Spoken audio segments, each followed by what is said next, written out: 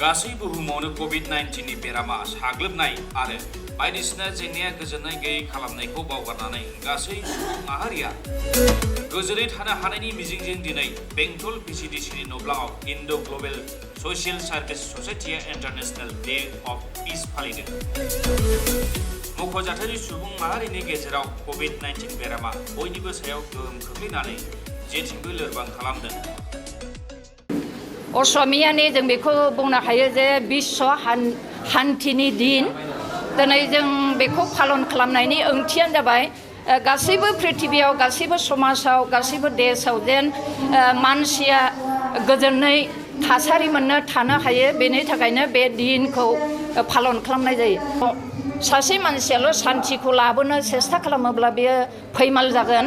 बेनि थाखायनो पृथिबियाव बा जोंनि समाजाव जोंनि न'खरफ्राव जों जुदि सान्थि मोननो लुबैयोब्ला जों बयबो जों सान्थिखौ नागिरनांगोन आरो जोङो लाबोनो थाखाय सेस्था खालामनांगोन। बिसेसकै जोंनि सान्थिखौ जोङो जोंनि न'खरावनो आरम्भ खालामनांगन होननानै आं सानो।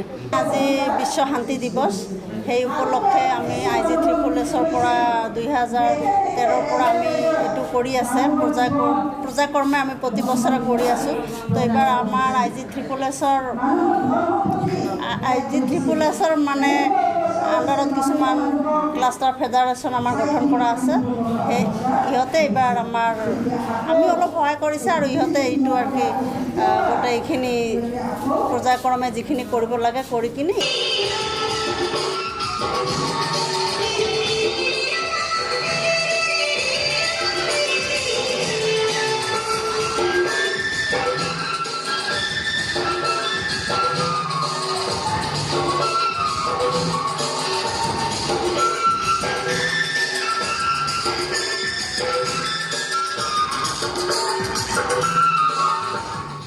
News Text Inside Any Boro.